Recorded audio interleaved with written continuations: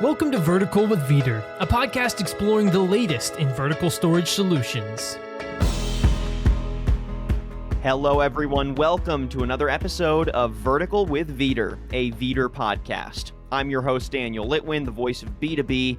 And folks, thanks so much for joining us on another episode of the show. We really appreciate you listening along to some Vidir thought leadership. As you're listening to today's conversation, make sure that you're subscribing to the show on Apple Podcasts and Spotify, and make sure you're heading to our website, storevertical.com, for more information on the various technologies you may hear about today, but also for more Vidir content, including podcasts, articles, videos, and more. Again, storevertical.com. So on today's episode of the podcast, we're intersecting the worlds of Vidir and the broader changes brought on by COVID to the retail industry. So Vidir intersecting with retail. As companies and customers moved online and developed robust omni-channel sales and marketing strategies, supporting that back end and the diversified retail supply chain became even more critical across the industry. And many technology companies had to step up and reshape their solutions to support this new phase of inventory management and fulfillment. So with our conversation today, we're grounding those changes around Vidir's product line and shifts as a company over the last year, connecting the dots between micro-fulfillment, BOPIS, last-mile delivery, and more with the automated smart robots that are helping fill those needs. So, for insights today, we're joined by two guests. First up, we have Mario Fontes, Director of Sales and Marketing for Vidir Solutions. Mario, great to have you on. How are you doing? Good morning. Thank you. Real pleasure getting to chat with you today. And for our second guest, we have Kel Guerin, co-founder and chief innovation officer for Ready Robotics. Kel, great to have you on as well. How are you doing? Awesome. Thank you so much. It's great to be here. Yeah, real pleasure having both of you on. Real quick, Kel, can you give us a 30-second elevator pitch here on what Ready Robotics does and how it intersects with the retail space? Absolutely. So at Ready Robotics, we build software that fundamentally makes it easier to deploy robotic automation.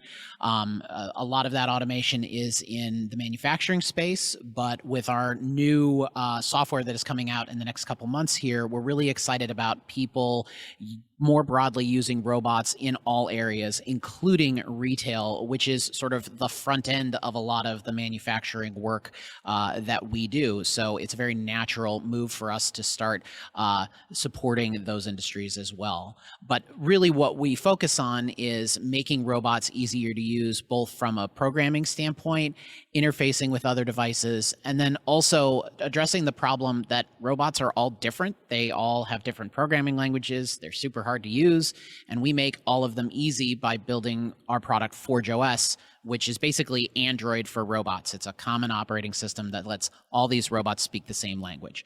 So it allows for companies to much more quickly deploy these robots in a variety of settings, whether that's manufacturing, retail, logistics, any of those industries. Fantastic. Thank you so much for that quick bit of context. All right, let's get to our conversation then. Mario, Kel, I want to start by breaking down the shifts that you both saw over the last year in the retail landscape. So let's intersect COVID and retail, and can you break down how those shifts impacted warehouse management, inventory management, and just general supply chain efficiency? Let's start rather broad, and then we'll slowly hone in through the conversation. Sure. I mean, I can speak to what Vidir has been doing for the past 30 years. Vidir has been servicing the retail industry for almost 30 years now, and our heavy equipment was put in place in companies like Home Depot, Lowe's, Menards, to facilitate the material handling of large rolled material that was sold in bulk, to make it easier for the staff to serve their customers. We've got some fantastic customers in the retail industry, and we've been great partners for these, like a quarter of a century here. And we've seen some dramatic shifts recently. I mean, it's been almost seismic. The retail industry had some huge shifts way back in the late 80s when they transitioned to what we would call automation back then, barcoding and moving into more digitized world serving their customers. Now they're doing the same thing, but on the robotics side and then the automation side. And it's happening very quickly. COVID exacerbated that, but the reality is that was happening well before COVID. Now it's just being exacerbated by tenfold. And Vidir is providing solutions, physical hardware solutions that service their needs in their warehouse systems and also on the front end at the retail stores. Yeah, I think Mario really hit it on the head. I think that this is a trend that's been going on for a while. The need for adopting automation in all of these spaces, especially in the retail side, where it's a predominantly people-driven process, the supply chain process. And I think that's something that COVID really sort of nailed down for us, is that the brittleness of a completely people-driven supply chain is hard, because when people get sick, we can't move things around and we can't restock, and things deteriorate very quickly. And so I think that there has been a trend. I mean, manufacturing has been sort of the bulwark for automation, but I think a lot of it, and logistics as well. But I think the COVID is pushing the need for automation more into the actual front end retail business, because it just solves that problem of having a very high dependency on human labor in those environments. So I think that he's right in that this is nothing new, but it was really sort of put in our face that this is a problem that we have to solve. And now we're here left with, what are the tools that we actually can deploy so that people can install these systems as fast as possible and meet the demand? Yeah, I agree. If I can just add one more comment there along the lines of relying on people, the reality is that I think the industry has realized that the value of that individual working in the store is not in stocking the shelf or moving products through the store. The value is in what they do to serve the customer. And so retail, of course, is very customer focused, always has been, but they've underutilized that asset. That employee working in the store has much more value in doing higher level functions. So they're moving some of these basic functions and needs to move product around to technology and automation. Yeah, that's so true. And we see that in other areas where we have automation, where automation really focuses the value of people in a very real way, because they aren't doing some laborious task that is better suited for automation. Instead, they're doing what they're highly skilled at. In the manufacturing space, it might be they're highly skilled at getting a machine to produce the best part it possibly can. In the retail space, it's they're highly skilled at working with people and solving whatever question the person has and delivering the best product that they need. So it really, automation really frees people up to do what they're really meant to and there to be doing, rather than moving stuff around or putting parts in machines, right? Whichever the domain may be. Mario, I want to take a second to highlight your background, because I think it offers some unique perspectives on technology transformation in retail. So before you joined the Vidir team, you were regional vice president for an IT firm that served the retail industry. And then during that time, you got to witness and be part of several of the first sort of digital transformation waves that we saw in retail. So you saw the move from non-barcoded products to fully electronic transactions, enterprise databases, etc. So I'm curious, during that wave, how did it impact the retail supply chain and inventory management operations? And how did those changes, in your opinion, impact already existing technologies that were on the warehouse and back end? Well, it's interesting. Back then, when I was in the industry and we were in the data collection space, we were working with our own customers. We're large retailers again, and we were working with these customers to develop software and physical practices to collect information at the store level.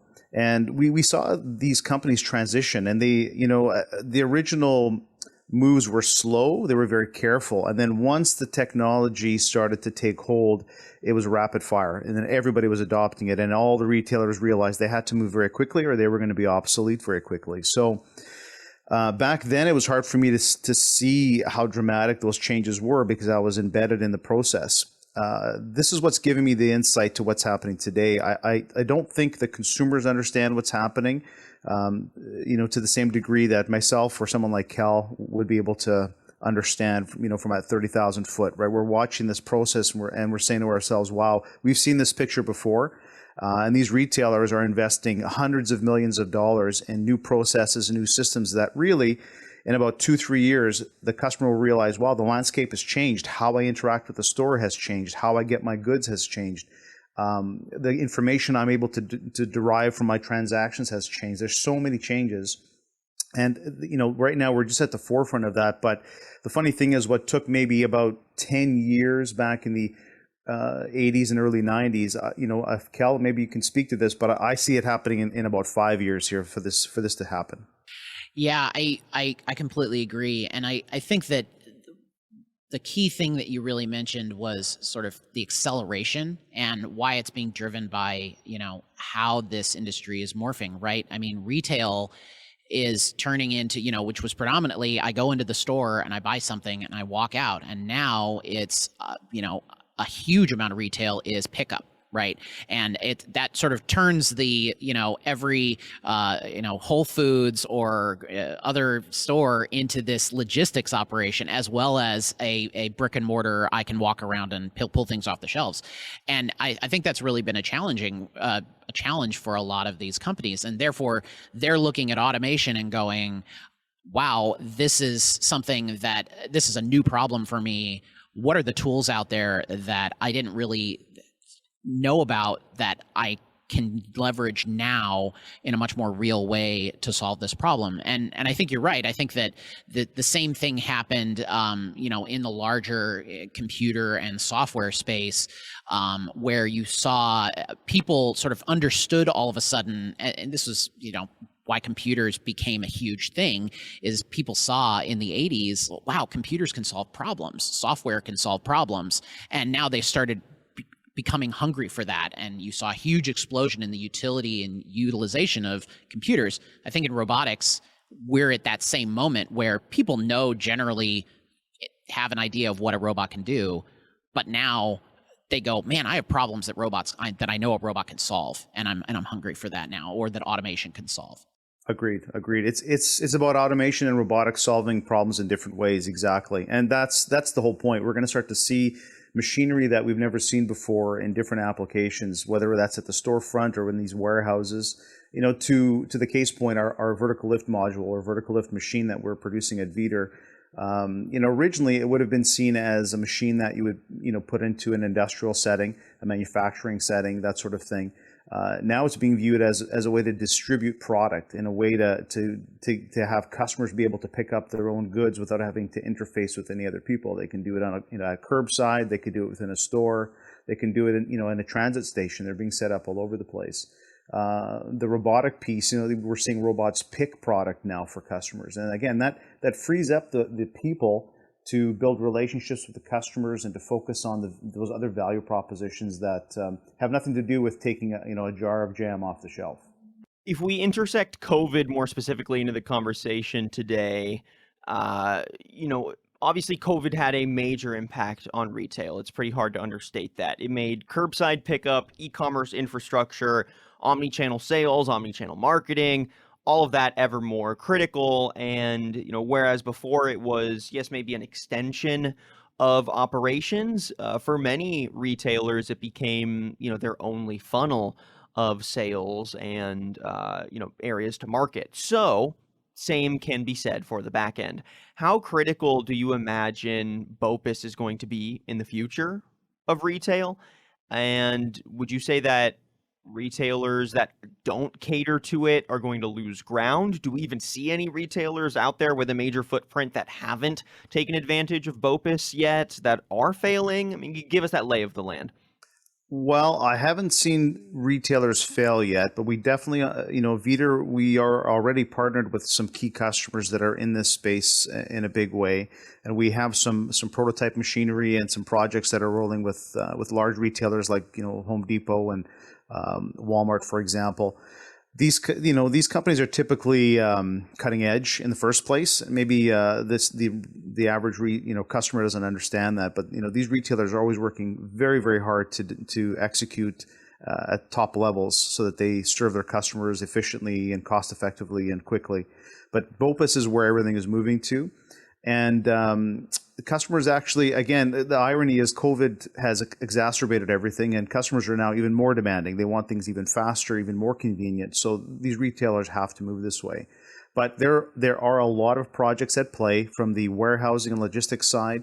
the transportation side, and the micro fulfillment, sort of that endpoint where the customer picks up their product, that last mile piece that's happening, that there's not a lot of visibility right now, but customers are going to see it. And that has to do with machinery like our pan carousel at Vidir or the VLM. Those are two big solutions that are being applied today. And in some cases, it's what we call self-serve, where a customer walks up to a machine and extracts their goods on their own. In other cases, there's a bit of service there where maybe the machine is behind some kind of customer service desk or some kind of pickup point, and then they're still provided some level of service from the store or interaction with that employee. But these are the dramatic changes that are happening very quickly. So a lot of the technology that had to adapt or get integrated to these warehouses to meet the rising need for micro-fulfillment, BOPUS, and last-mile delivery, some of them were new, some of them were not. Some of them had to sort of radically shift their operations. Some of them had to be invented from scratch, from the ground up, to really meet the level of need and demand that we saw in the in the retail industry at large. So I'm curious how that made its way to warehouse management technologies. So could you both share a little bit about how you've seen inventory and warehouse management technologies adapt since COVID to meet some of these rising needs for micro fulfillment, last mile delivery, curbside pickup, etc.? From the physical standpoint, the equipment that Vidir produces today, especially with the VLM, that's our most current product. This machinery has been in place in manufacturing and logistics and warehousing for quite a while. VLM more currently. So we've seen those applications, before. We've seen them in manufacturing as well. Now what's happening is that physical tool is being transitioned to execute on different functions and to have different applications. And that's where the software piece comes in. And, Vidir has the ability and the capacity to build software to meet customer needs in-house. But we also knew that this technology is moving so fast that we had to find some excellent partners. And Ready Robotics and Vidir have joined forces to provide the ability to quickly meet customers' needs as they take that physical material handling tool, for example, or that robot, and combine them so they can better execute on what their customer needs are. Yeah, I think that what's really exciting about this partnership is the fact that, again, we're able to take something that has been working in the manufacturing and logistics space and very rapidly move it into the retail space, because it's very easy to retool for that environment. From the standpoint of software, I think you hit it right on the head. Part of what we do at Ready is build software that makes it easier to connect robots to different equipment, like a Vidir VLM. And so what you then see is instead of these systems being used in a manufacturing environment, a retail environment might have different requirements. The system might have to perform differently. The robot might have to interact with the VLM differently in that space, and therefore these things are driven by software. That's what lets the robot do the thing, right? It lets it put the boxes into the Vidir and actually deliver product to the customer. Somebody has to write those software solutions, and making that process dramatically faster just accelerates getting those technologies into the market. So we've seen that as a larger trend as well, is just automation being used in new spaces once it's more accessible, once it's easier to program, a system that has a VLM and a robot. All of a sudden now you're freed up to see all of the different places that system could work and the different environments it could work in. It's sort of the saying, once you have a hammer, everything looks like a nail. Well, once you see this as a solution that is flexible, rather than as something that's just belongs in manufacturing or just belongs in logistics, all of a sudden now you want to put it everywhere. And that's what's really exciting is you can, when you see it and you see that it can go in these new environments, and it's very easy to change the software so that it'll operate effectively in those environments, you want to put it there. Those are great points, Kellen. In fact, the irony is that the customer demands now are so high that these, whether it's retailers or manufacturers, when they're trying to serve their customers, once a piece of equipment like a VLM is put in place or a robot, and the customer may have had a use case in place, they understood that they were going to be able to execute on A, B, or C.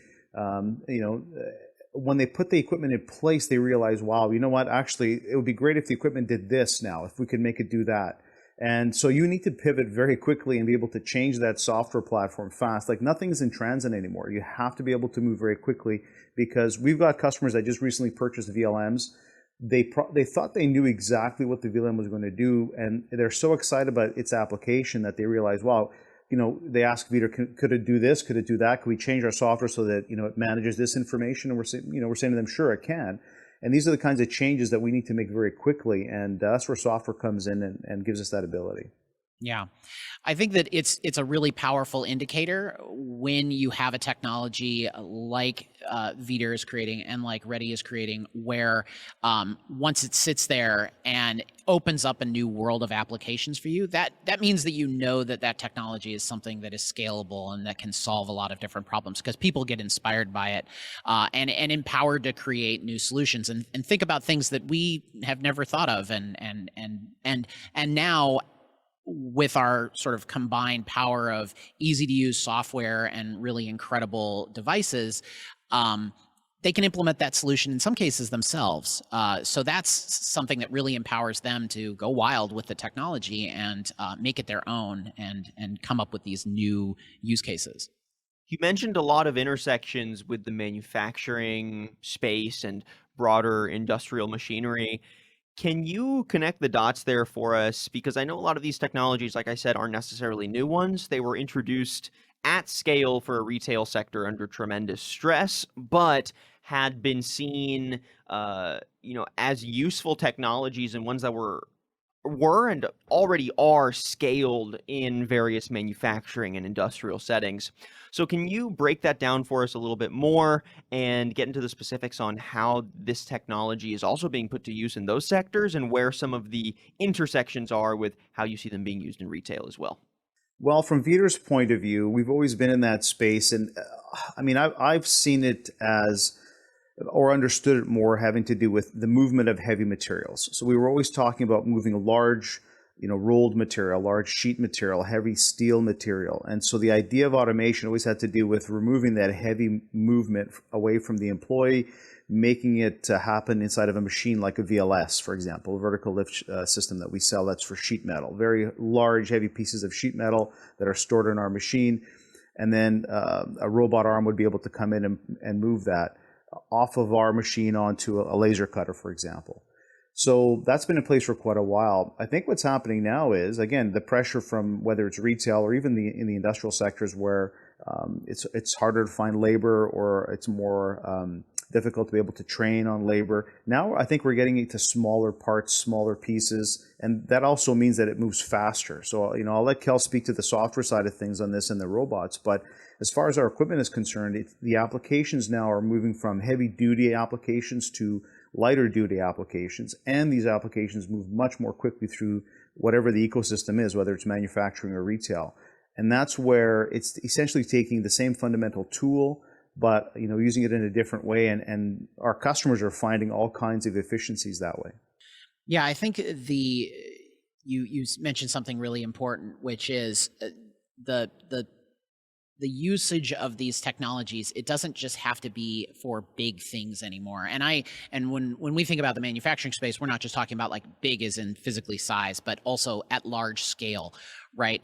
Traditionally, automation and robotics was used at very large scale, right? You had to have a big enough project for it really to be worth it, right? Because it was difficult. It was hard to put all these systems together. It took a lot of time to plan. It was very costly. And so that's why you only saw, serious automation in places like car factories where, they have that scale. Now, with all of the different trends that are driving down, driving manufacturing to high mix, low volume, and also therefore driving all of those smaller and higher mix of products into the retail space, people want to use automation for small projects, but the only way that we can effectively do that is by making it easier to use. And I think Mario brought up a great point about people, right? Really, this fundamentally comes down to, can the people on the floor, whether it's on the retail floor or in the factory, use this technology, right? Or am I bringing some third party in to do it and incurring that additional cost, right? The technology that we're building at Ready is really about enabling that ease of use so that anybody on a factory floor or retail floor or a logistics warehouse can use the technology, use the robot, program the system in many cases, make it interface with heavier machinery like the VLS. Once you have the ability of everybody on the factory floor or the retail floor being able to use these devices, it's much easier to use them at this smaller scale that he's talking about, because things change over more rapidly, right? I have a larger mix of products. I have more diversity, which means that things need to change. Like my program for how this robot moves a part or a box from A to B in my facility might need to change even on a daily basis. And if that change doesn't take a couple of minutes, then it just doesn't work, right? And so we've had to have technology that makes these devices easier to use to enable this type of faster changeover to deal with the larger diversity of product. Now, when COVID hit, the manufacturing sector was also hit hard, and in a lot of ways, the supply chain took a major hit, and meeting those critical supplier needs and keeping a lot of these industrial sectors active became a major challenge. How did some of the technology have to respond to meet those supply chain issues? And when you compare it to the retail space, were the adaptations the same? Were they a little different? And kind of what does that say about the solutions that both Ready Robotics and Vidir are putting together? Yeah, I mean, I can give an example of a really sort of concrete use case where we saw companies directly being influenced by COVID. We worked with a small manufacturer called Alleycat that was producing ventilator components, right? And all of a sudden their business, 10x'd overnight, and they were unable to keep up with demand. They were able to install a robotic system running our software, Forge OS, and have that up and running all by themselves because of, again, back to the ease of use point, right? All by themselves in a matter of days, and then be running a lights out application where they could, turn off the factory lights and go home and the robot would still be running in less than 10 days. They got a return on investment of that system in 30 days, which means that when a situation like COVID comes up that requires any kind of business entity, whether it's a manufacturer or a retailer, to completely change their business model or how they deliver product or how much product they have to deliver in overnight, literally overnight, they can actually adapt to that change. And I think that bringing that sort of agility from the manufacturing space into the retail space, where retail wasn't able to do that. Retail wasn't able to, overnight change their entire practice of how they delivered product to customers, right? Hopefully now it would be a lot faster, and 5 years from now it would be something that they could change overnight if the situation demanded it, right? So I think building solutions that enable that agility, so that people can change and when the sort of global situation changes is really important. Yeah, Kel, I agree. I think right now, actually, the irony with COVID is that it's exposing a lot of companies. Now that we are starting to pull out of this situation, companies that spent the last 12 months investing in equipment, in software, in new solutions, in adapting how they execute on all their functions, so that's manufacturing as well as in retail, are now successfully, turning the corner and are able to serve their customers. We're seeing it in the supply chain with respect to parts, whether it's electronics components or, raw materials. Some companies are very successful. They actually invested last year and spent the time investing on equipment like, our VLS or the VLM or other manufacturing pieces of equipment. And so now they can execute and they can deliver on customer needs. But the business is starting to ramp up, and the same thing happened with retail. Last year we worked with some key retailers that started to invest very heavily, very quickly, knowing that there was already a lot of demand last year for new services and new ways of delivering goods, but it was only going to get busier for them once COVID started to become less of an issue. And so at the start of this year, we've started to see that with our customers, and a lot of new customers that are scrambling to try to figure things out. And essentially, what it comes down to is automation is the key to ensure that you can deliver to your customer and stay ahead of the demand. And software, the flexibility you have with software is so important to make sure that you can keep adapting those tools that you're investing in so that your CapEx pays for itself very quickly and in the long run. I think that's a really important message, because this is something that is not going to change, right? This is not, oh, we did this for 12 months and we're just going to go back to how it was before. There is no going back, right? We're dealing with a fundamentally different landscape, with a fundamentally different consumer. Even as soon as I'll be able to walk around outside without a mask in public, right? It'll still be different. And so companies really need to focus on deploying automation to solve these problems, because people's attitudes are not going to change back. They're going to stay the same they are. People are still going to, in an accelerating way, buy online and pick up in the store, right? You're going to see that continued trend. And so, again, really investing in automation solutions that can make your company more adaptable to that new reality, and then also robust to whatever is down the pike next, right? That is super important to make that investment now. Exactly. That's a great point, Kel. And to paint a picture, it would be like asking consumers today to shop somewhere where they don't scan, a barcode when they're checking you out. It's not going to happen. Things are not going back to those days. The changes that are happening now, we don't see it as clearly, but in 6 months, 12 months, customers are going to expect things to be that much better, or they're going to expect them to stay the same because they were changed and made better. They're not going to go back to the old ways. Yeah. One other thing to add on that is, I also think that just from a larger consumer perspective, the way people are buying things is obviously changing, because that's been a big part of what we're talking about, but also the type of products that they want to buy. And so I think customization is also a huge thing, which means, on the manufacturing side, you have to have automation to deal with mass customization. It just doesn't work otherwise. There's too much of a high mix.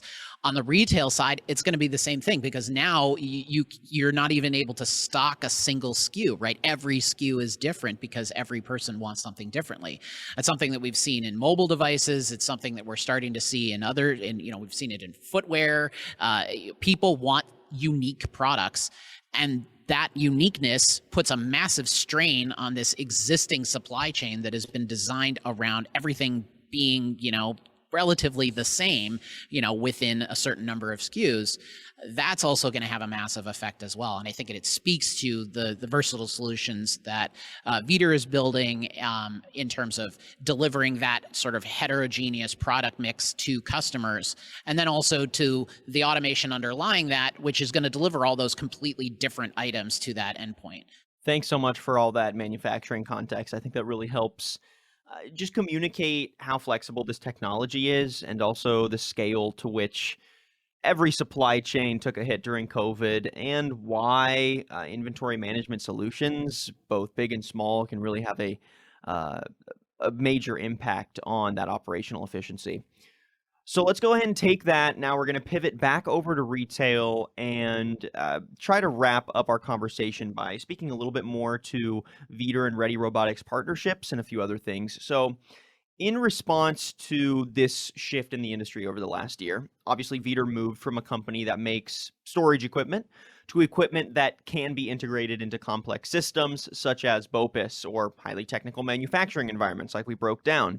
So Mario and Kel, from your perspective as a partner, can you give some thoughts on how Vidir's solutions can continue to be integrated into complex systems, and how you see that increasing efficiency?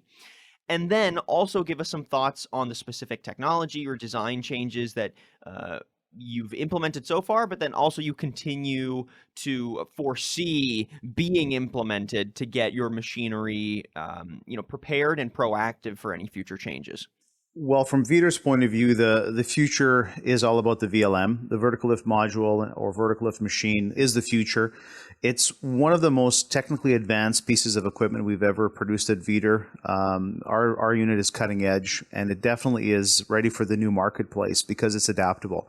So our engineering team has that flexibility to customize the physical machine, and on the software side of things, what that machine does and how it interfaces with your, the systems that are out there, whether it's retail or manufacturing. But on the retail side, there will be a lot of variations.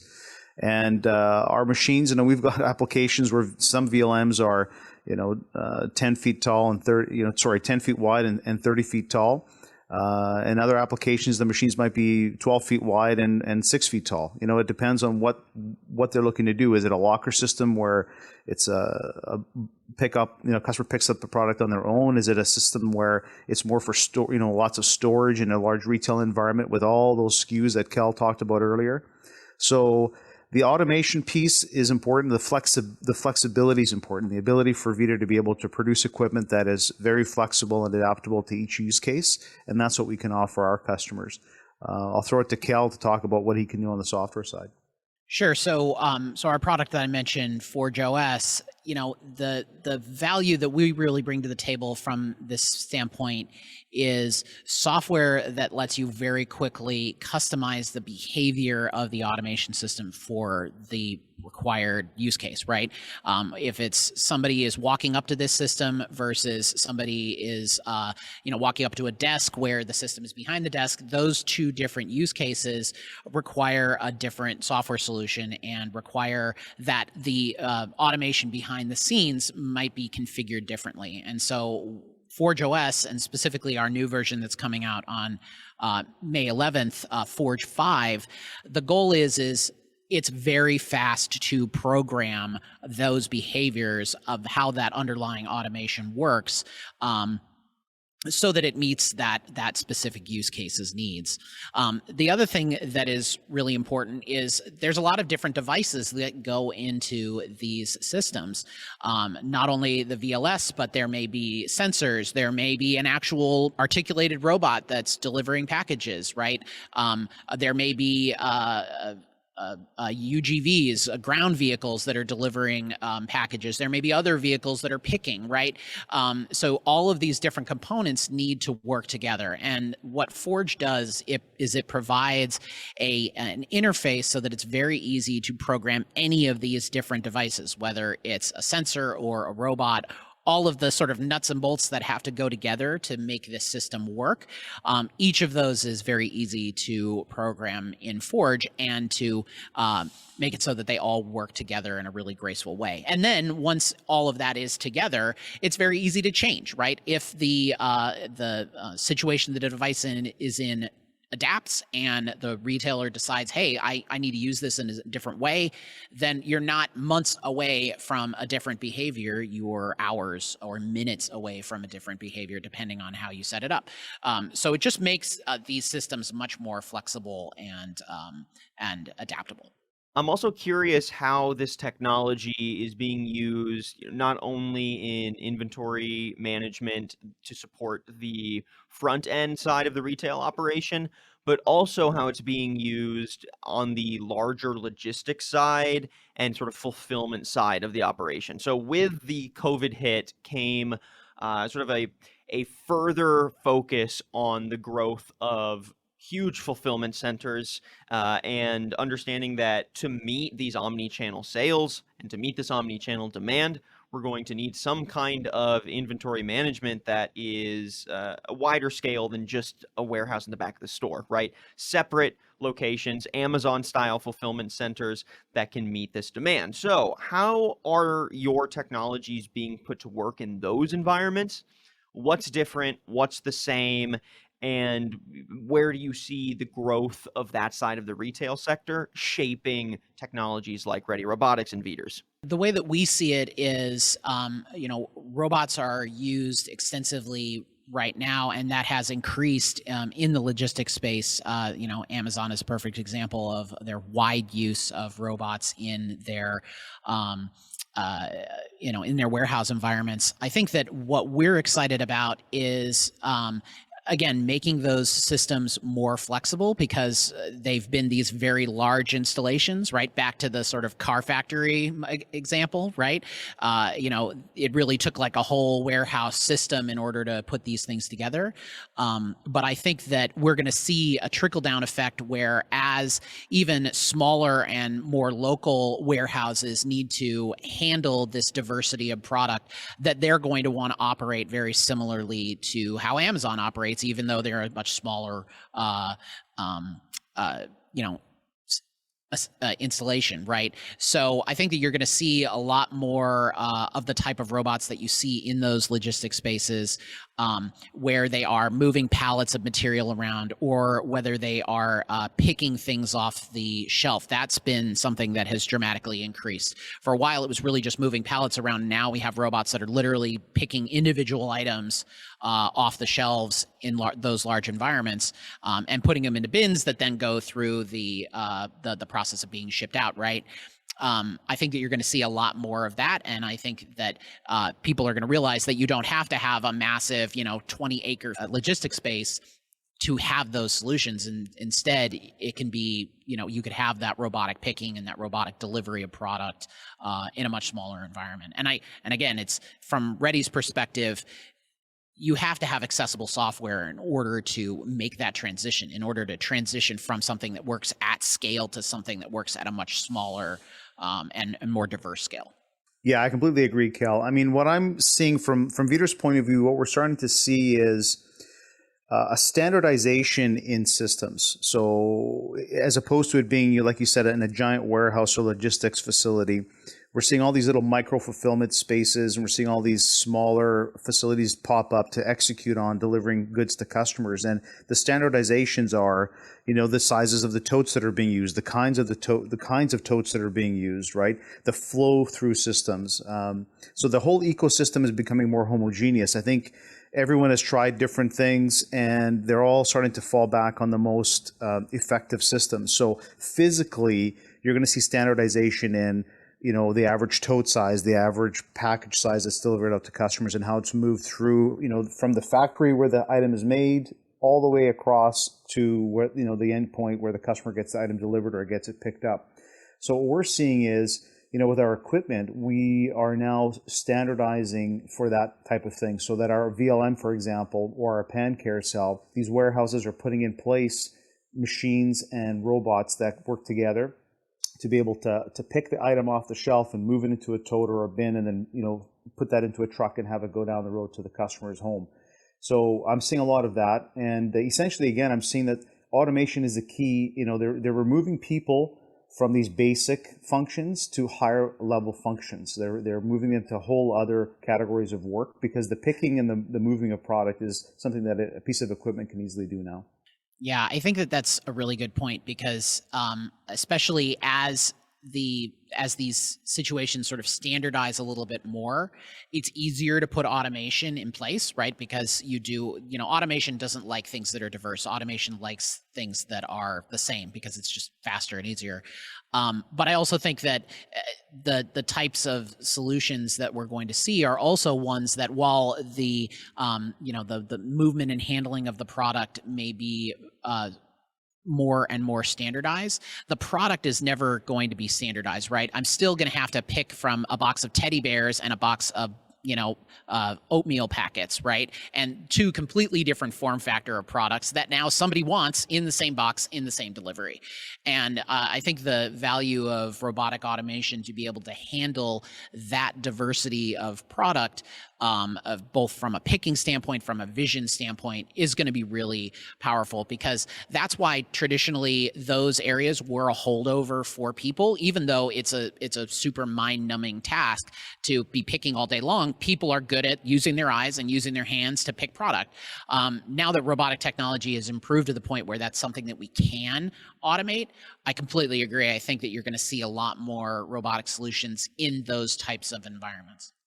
And then finally, this is just to peer into the crystal ball a little bit, but what do you think the future of automation technology and broader inventory management technology looks like outside of this space? Do you see any other factors influencing how your solutions will continue to grow or to meet some of the rising needs of last mile delivery and micro fulfillment in retail? And if so, what do those third-party factors look like to you and why? I'm going to, take off from one of Kel's comments here, which is, I think very true as well. It's not like everything is moving to giant facilities and huge warehouses. I think that's the impression the customer has, is that somewhere there's this humongous factory or humongous warehouse that's moving products around. I think it's actually, these things are going to get smaller and smaller and smaller, and they're going to move into communities. So you're going to start to see these fulfillment centers, these distribution centers actually start to populate. Maybe they're going to repopulate those malls that are dying out, right? These spaces are going to get filled with the equipment, the machinery, the robots, and the software that deliver the goods to customers in just a different way. So I think small is where things are going, and faster is where things are going if we're talking about the future. Yeah, I completely agree. I think that things are going to continue to get small. And I think that because of that, we're going to see automation at every touch point in that that sort of flow, all the way from raw material before it's manufactured into product, all the way until somebody, opens the door to the VLS and pulls their box out with their stuff in it, right? I think that right now we only see automation in a couple points in that entire journey of that product. And I see very rapidly we're moving to a future where there will still be people involved, but there will be automation 100% involved at every step of making that product, the logistics of getting it into position for last mile, and then last mile and into the customer's hands.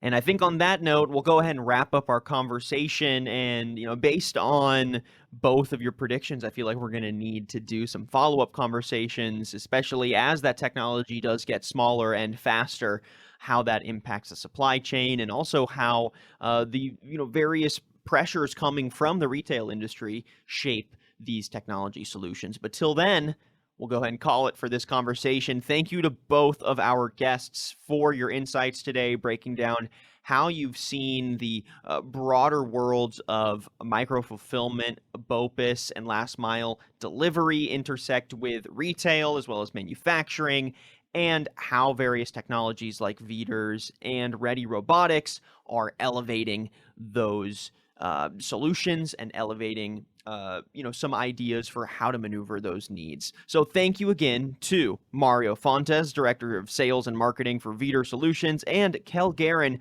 Co-founder and Chief Innovation Officer for Ready Robotics. It's really been a pleasure chatting with both of you today. And Kel, since you're a guest of the program here, how can folks find out a little bit more about Ready Robotics and some of your technologies as well as industries that you serve? Absolutely. So you can start by going to ready-robotics.com, which is our website, to learn more about Forge OS, our operating system for robots, as well as Task Canvas, our easy-to-use software for programming robots.